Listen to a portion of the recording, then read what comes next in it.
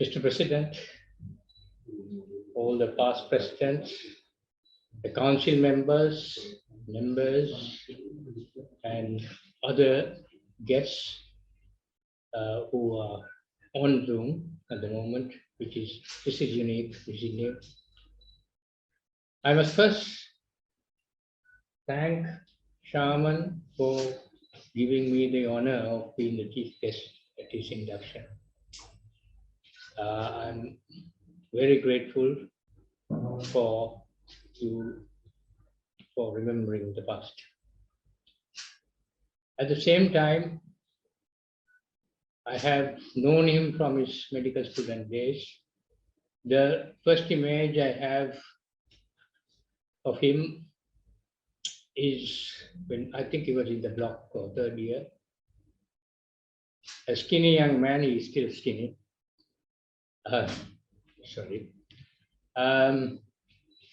On the right-hand side of the auditorium in Karapitia, I could still remember him playing the violin on the side.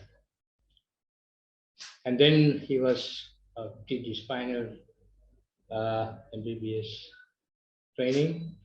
He qualified with honors. And I think he joined as a demonstrator and helped me in a lot of the research I did. And that was, at that time, I was more a factory of research, turning out and churning out papers, right, left, and center, of course, with the team. And I think there were some members who were not even medical students, who were authors at that time, who later on became pediatricians. I vividly remember telling him, publish or perish. Of course, that's a phrase that is very often used, but I was very emphatic to him on that. Then he went on, did his other training, then became a postgraduate trainee in pediatrics at Ragama with me, and then a lecturer as well as the senior lecturer at Ragama. And then we have been working together on many occasions. And even at Ragama, we co-authored several papers, especially in relation to nutrition. So let me,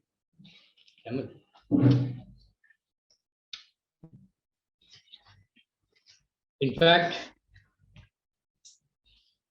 today's topic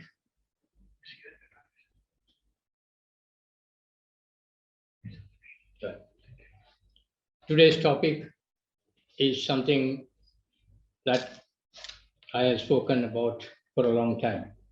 When I was at Karapiti, I can remember giving a lecture on accountability at the Gold Medical Association sessions. And the other speaker was, I can remember, was Lucian Jasuri. And then I used to emphasize to my demonstrators at that time this topic. And of course, Shaman told me very specifically that for me to focus on this subject of good governance. Okay. Good governance is not a very decent word today because it is tainted with a lot of stains and displeasure because of various reasons. However, it's a policy, it's a principle, and we forget about our past experience in Sri Lanka. The principles of good governance are many, but I will highlight the most important ones. One would be transparency, no conflicts of interest, rule of the law, or lack of impunity, or the implementation of the law, and then accountability for the good things you have done or for the bad things you have done, either positive or negative. And I think which is important in this is the process of monitoring. All these processes that I mentioned are should be monitored. I think one of the biggest problems in governance is that conflicts of interest and rule of the law can cause a lot of unpleasantness among colleagues and friends. Because they want you to do something for them, a favor, and if you don't, if you try to stick to the rule of the law, you become unpopular. And I know of many instances where my colleagues, my friends, and including some of my students who have got angry with me because of that. Anyway, that's what I am. And people call me inflexible. If you are flexible, you can't think of the rule of the law. Then, if you take monitoring, it is essential prerequisite at every level that I mentioned. And transparency, of course, can reduce the need for monitoring. And then accountability would minimize impunity or breaking of laws. For effective performance of society from individuals, family, institutions, and governments, it is imperative that everybody has to be transparent. I mean transparent when it matters, right? I mean, there are certain things we can't be transparent. We have to wear clothes. So we have to be transparent for the actions and be accountable to any lapses and of the rule of the law. And effective at every level, from the leadership down to the grassroots. I'll be repeating some of these things from time to time so that maybe you can have some sort of a take-home message. When I say everybody, it should be everybody. Some people say that good governance is rather hypothetical. It may appear hypothetical because it has not worked in this country at some point. But I think it is happening at every level, even today, but with certain lapses, which has to be corrected, and we have to be aware of that. Is good governance applicable to only the central government? So we think good governance should be the top, or to the ministry, or just to the hospitals, or from there to the hospitals, or to the community, and or serve. So if you take the hospitals, then we should the director, the consultants, medical officers, nurses, minor staff. So good governance has to be at every level. I've demonstrated how it happens. This is the module I talk about, which I mentioned earlier, the module of good governance. I don't have to repeat it all the time. When I put this, the symbolic picture, you have to know that it is good governance. And then we as individuals should be transparent to not to everybody, but to ourselves first, and to our patients and parents, wife, at every level, children, staff, directors, government, and society. We have to be transparent. I told you, I mean, with certain exceptions, I suppose, not only maybe in our official capacity, but in family it is our private capacity. We need to avoid or declare conflicts of interest. Conflicts of interest is something that we come across every day, but then we have to declare and then keep away by not examining, not taking part in whatever when there is a conflict of interest. We need to declare and avoid giving an input there. And we should act within the norms of laws. The laws may be set by family, the family norms. It may be the norm amongst friends, society, or government. Government will be the real legal laws we are talking about. And then we should be accountable again or face consequences to ourselves, to our parents, siblings, wife, children, friends, society, and government. And be transparent at home or school, and be answerable or accountable at this micro environment, at the micro level. I will again demonstrate what I mean if you You may not be able to grasp what I'm talking about at this moment. It is not necessarily politicians who cause poor governance. For example, a dysfunctional family we talk about is due to poor governance at a micro level.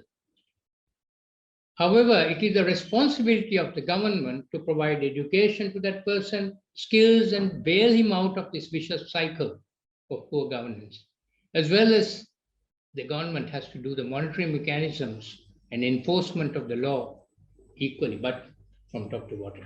I keep on emphasizing that. We also have to understand the real meaning of good governance and not to romanticize it as a symbol, nor politicize it as what happened previously. We don't have to sell the phrase good governance just to get a vote. And that's without even understanding the basic principles of good governance. And that is why we went wrong at that point. And then let's take the family unit, the mother and father, the extended family, the children. Again, I put the symbol of good governance. And then we have to monitor. And then children themselves will have to monitor themselves. I mean, each child may monitor the other child, right? And then the monitoring processes, for example, would be keeping an eye on the children or siblings. It may be siblings or children from top, right? And then grades in schools, that's monitoring, performance measurement, behavior, fights, screen time, limiting screen time, major problem today, especially with the Zoom classes. We don't know where to draw the line. And then we make them accountable. But this accountability would be to correct them and not to punish them. We are not talking about adults who should be punished for various things, but I'm talking about children. Right? And then again, when it comes to the mother and father, again the symbol of good governance, and the mother and father would be monitoring each other. The extended family will also monitor. And what are the monitoring processes between mother and father? And one would be, don't laugh, husband and wife, infidelity, spending patterns, wasting money. Those are all monitoring processes that you can do. Look at the credit card payments, and each other will be looking at each other's. I'm not saying not to do that. Drinking patterns, smoking patterns, whatever, drugs, right? Behavior, fights, and phone logs. I know of people who go through the phone log of the husband. Anyway. So these are monitoring mechanisms, whether you're right or wrong socially or not, right? And then they have to make themselves accountable. So it will either end in counseling or discussion, coming to some consensus, or it may end in a divorce. Right? So this is good governance within the family, how it happens. Again, the same processes, right? Transparency, conflicts of interest anyway to some extent, but then monitoring and accountability. And then I'm asking these questions. Can a father discipline a child for stealing from his purse when he steals public money by taking bribes? Ask yourself. Can a mother discipline a daughter for having a boyfriend when she has promiscuous relationships? A breakdown in a family unit, as I said before, as a dysfunctional family, is essentially due to an unaccountable apex. I keep on going back with these: family, society, institution, or leadership. It is essential that the apex, which means the parents in this instance, ensures the trickle-down effects of transparency, rule of the law, and accountability to reach grassroots, i.e., the children, by setting examples. What is this? It's a fortress. Why do you want fortification around it? I'm not saying you all have it, but you have a gate, CCTV and all that. Why do you want it? The answer is you want security. Why do you want security? For survival. And what is it called? It's called territory. It's our territory. And it comes again in this whole sphere, and governance is also applicable to that. All animals, including Homo sapiens, are territorial in nature for security and survival. We have to be. Professionals too can be very aggressive and protective if and when someone treads on his or her territory. That I don't know whether we have to be, right? Maybe or maybe not, I don't know. I leave the answer to you. Then we say my family, my wife, my child. It is unchallenged territory, right? It is my territory. I am the owner to protect it. But what right have I got to abuse my child or my wife? Today, some of the major social problems culminate from this feeling that we own our child. It's territory which we use, and we think I can beat my child as much as I want because it's my child, you don't challenge me. I can abuse my child. This has come up in courts. Parents have said, or fathers have said to the judge, it's my child, it's none of your business, right? So that is a feeling which starts the beginning of child abuse.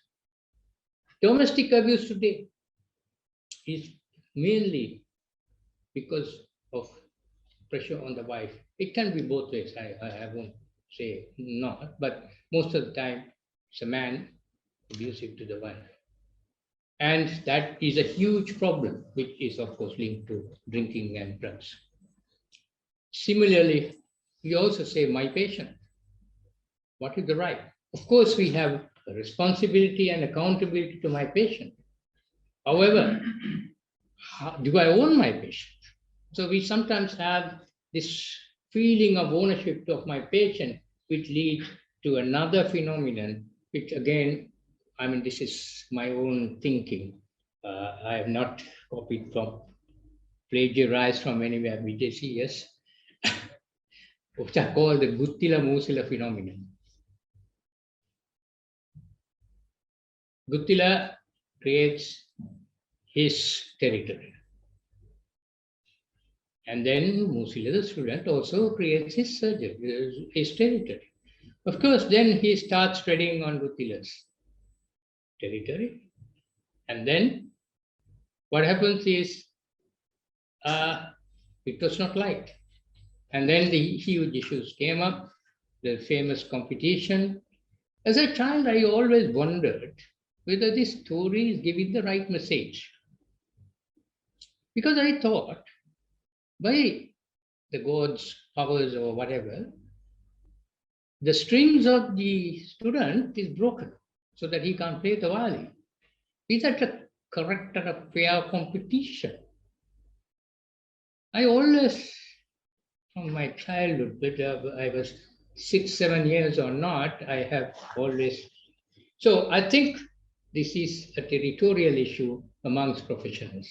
These musicians were professionals. And then the issues come up, and who is to be blamed? I think both parties have to be blamed. Both parties have to take responsibility in this territorial thing.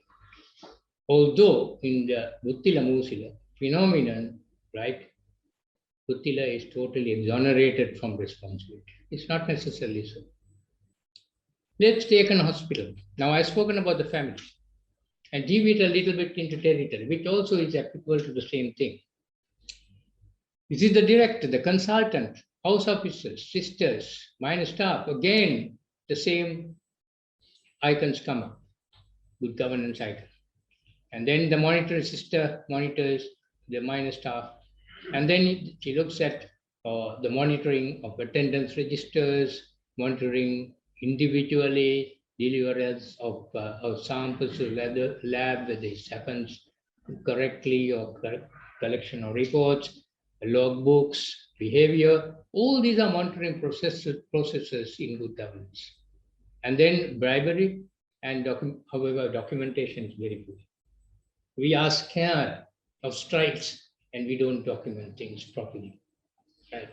And I think one of the biggest issues that a lot of consultants come across and spoken to me on several occasions is the overtime logbook, which some people have problems in signing, but they have to do it. They do it, right? Whether that's accountable or not, I don't know. Of course, they are made accountable. We can complain to the director or the matron and punish them. If we reduce, we don't give increments, the confirmation is delayed and so on and so forth. Then, of course, because of poor documentation, things don't happen properly.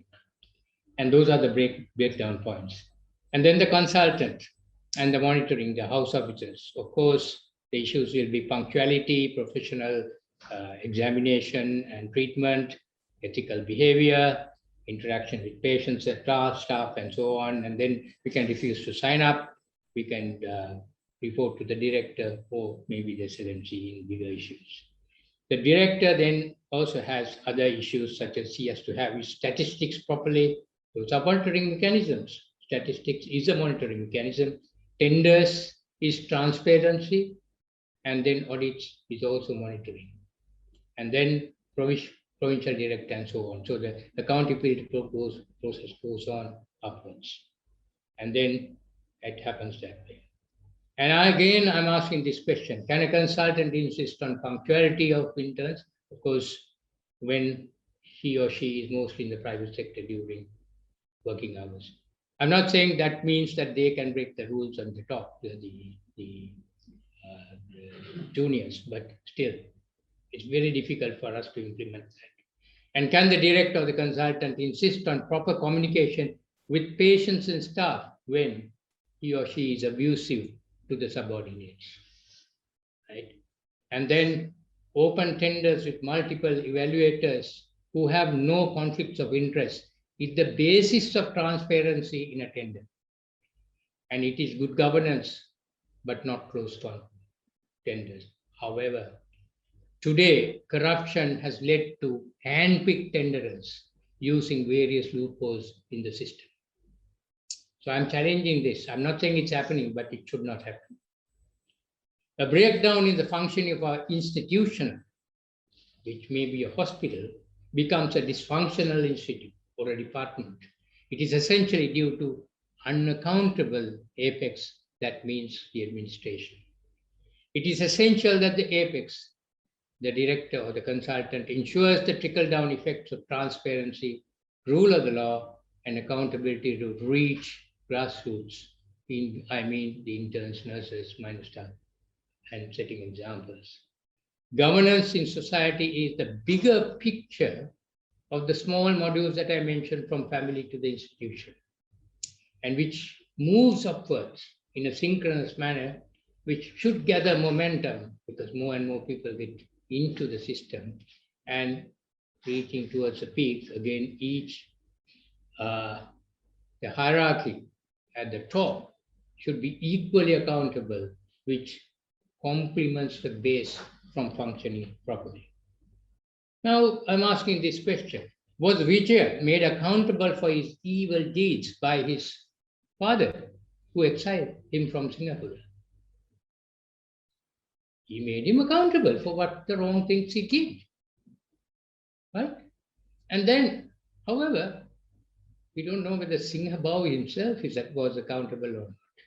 That's another question. However, Elara made his son accountable. For people who are not aware of this, when his son ran over a calf and the calf got killed, he made his son accountable in a very gruesome way by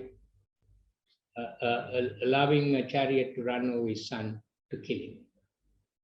He made him accountable. I'm not agreeing with the way in which he made accountable. But was Elara accountable? Yes, he was. When Elara, again on his chariot, damaged a temple, he shouted and told his guards, "Kill me, I have done a wrong thing." So he is trying to make himself accountable for what wrong he had done. Of course, they are at that process of accountability was different, just killing or whatever. But then this governance, accountability was there even at that time, right? But of course, he was not killed, but it was sorted amicably. So what I'm trying to put here is how the small modules within the families of good governance, then the institutional level governance, the ministry level governance, and then the leadership governance. Of course, again, it's a process of monitoring, accountability, which leads to the top. Again, it's a question mark. The top needs to be accountable. We need to have processes of accountability. Otherwise, the stage of system breakdown. It's ideal to have independent monitors without conflicts of interest. For example, outsourcing external audit rather than having internal audits. Internal audits are not effective because of conflicts of interest. External audit is more important, but we have virtually done away with external audits. I've had problems at different instances, which I can't talk about now, where some people objected to external audit in a certain institution, and we are insisted on external audit, but then I can't talk about it at the moment. So police is part of the monitoring process, and the judiciary activates the accountability process. Governance during the present COVID-19 epidemic. As our suggestions, these are not accusations. I'm not pointing a finger at anybody. Please don't misunderstand. But these are things that I have not seen, but we should see. There should be transparency of epidemiological data, the cases, the deaths, the age-specific death rates. Where is the transparency of the COVID data? We need that. It must be there. I may not be aware of it. And it has to be accurate. Firm policy and administration of vaccines without deviations. We should not change our policy every day. We need to allow proper professional inputs. There should be the rule of the law and transparency, and conflicts of interest in administration has to be addressed. We have had many accusations recently, of course, now I'm pointing fingers, but where conflicts of interest may have caused problems. That has to be stopped. Are we screening the population by using scientific randomization? We haven't dealt away with this. Yes. Is it scientific? But we don't know the system of this epidemiological strategy. In other countries, it's all there. In India, it's on the way. You can see all the information in India. Of course, they are also accused of various things. Then the transparency on prices paid for vaccines. We have a right to that information because it's our money. The policy on quarantine, the rules. Policy is rules, the rule of the law, whether it is paid quarantine or unpaid quarantine. No, there should not be no conflicts of interest of hotel owners, equity, and we should monitor the quality of care in these institutions and prevent exploitation of people. Hospital bills should be transparent, not vague. For example, medication 400,000 without specifics. That is no breakdown of drugs or cost, just medications 400,000 rupees. That is lack of transparency. That's not good governance. Transparency and monitoring tenders, audits, and registers available to the public. Rule of the law and accountability of treatment protocols.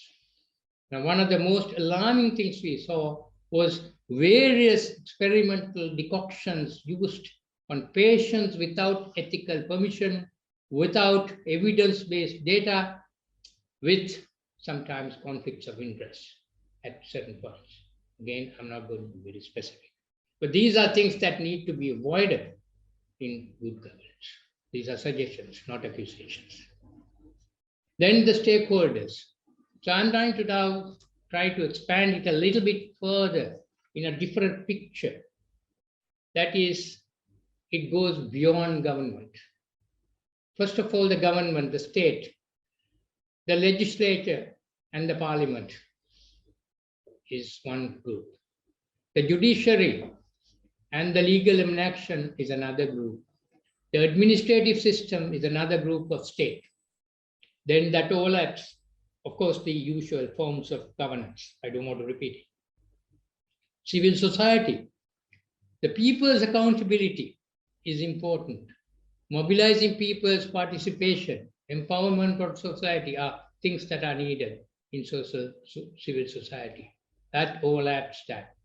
And then the market, the private sector, right? Again, the transparency, what I addressed it before on hospital bills and so on, right? Or whether it is public or government, the private schools, hospitals, supermarkets, most of the time they are not transparent, but may not be in Sri Lanka, it may be somewhere else.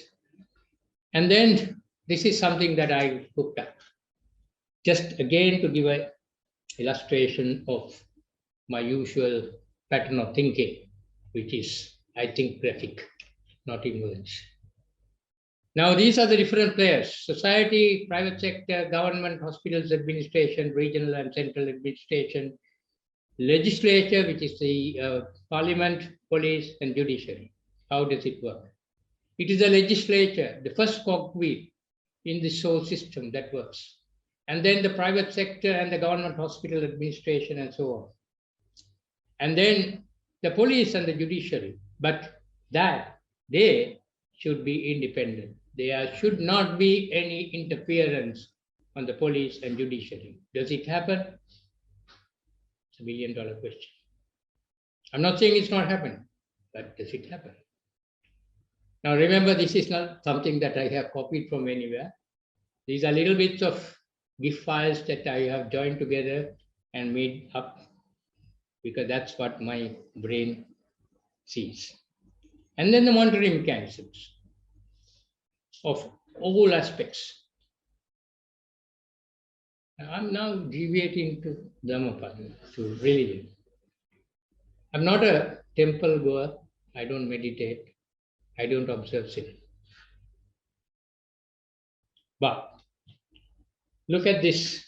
Of course, there's different attributes to this. Various people say it's just described by somebody else and so on and so on. But in Dhammapada, it mentions one person's thoughts become words, and these words become deeds, and it becomes habit, and it builds one poor character, a poor character.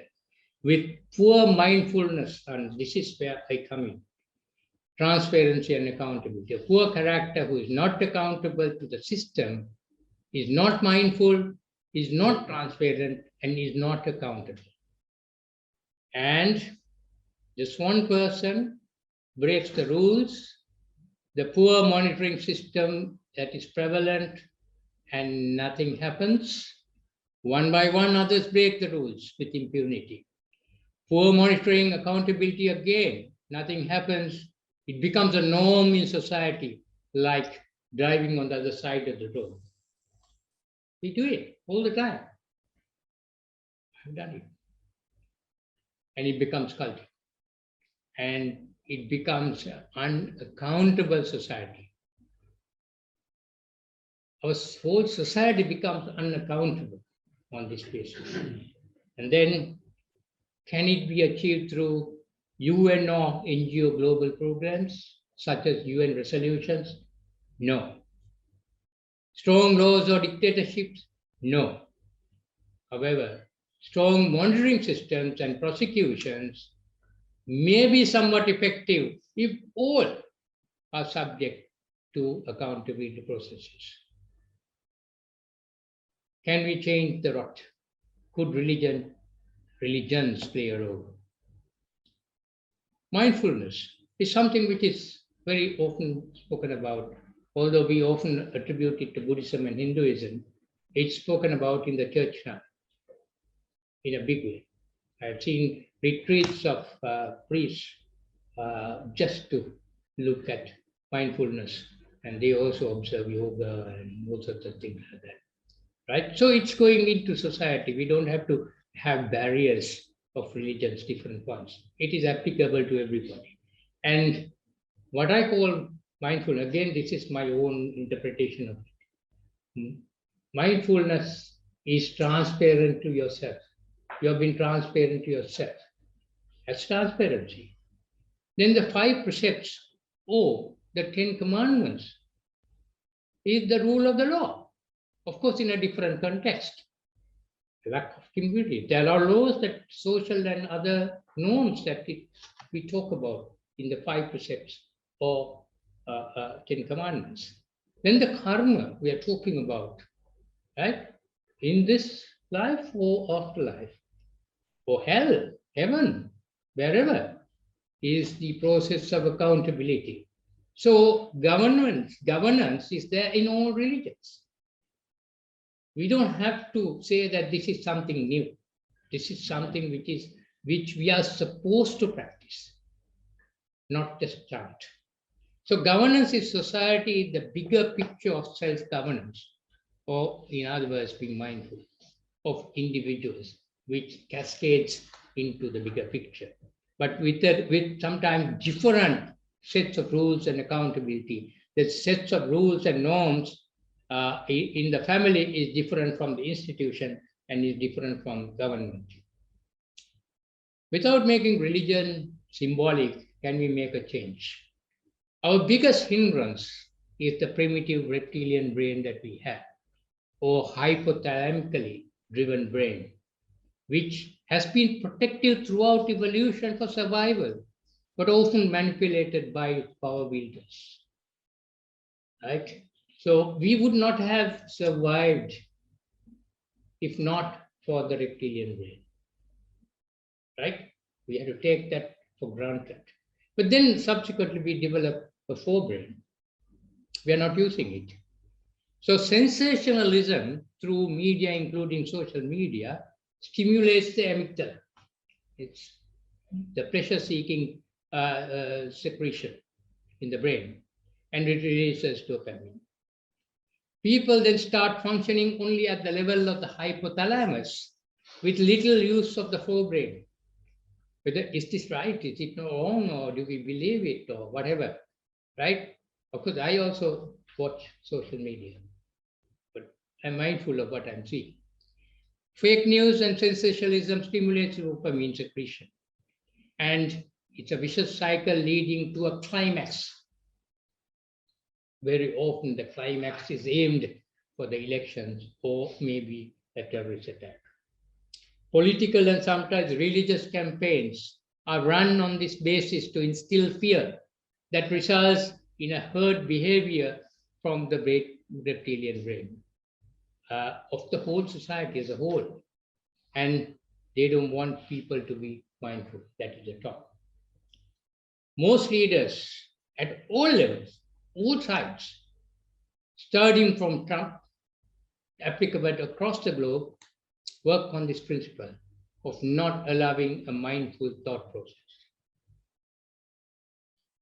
It is the leadership, especially the clergy, who should promote practice of these principles rather than emphasizing alms and donations to the religious institutions. We concentrate on giving alms or meditation as an insurance premium for our afterlife without being mindful to change in our present behavior. This insurance premium for afterlife I have taken from my maternal grandfather, who used to tease my grandmother, saying, you are giving alms for your insurance premium. So I need to acknowledge that and be transparent. It's nothing original in what I said. This is because we don't want to be accountable for our sins in our next birth or next life, whatever, hell or heaven, right? So it is the accountability process we are trying to avoid by at the last moment where we are trying to give alms and all sorts of good deeds. Of course, I'm not saying not to do that, but that should not be the policy. That should not be the principle. I'm coming to the end of my lecture. These are Japanese fans who cleaned up the stadium after a World Cup match victory and inspired other nations to follow that. Nobody told them to do so. It was a spontaneous reaction of Japanese fans who acted as a community, as a whole, as a herd maybe. But it was mindfulness, ensuring responsibility and accountability for littering the place. And mindfulness, I must say, is part of Japanese culture. Religion may be the foundation of this culture.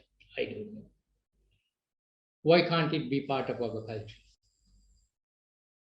This is my last slide. I think a lot of you may have seen this, the Japanese mindfulness. It's a lady who comes forward and asks for a place because she's pregnant and she can't wait in the queue. And this man gives a place and then walks to the back of the queue. And rest of the people also follow him and respects his action. And this is mindfulness in a community. Thank you.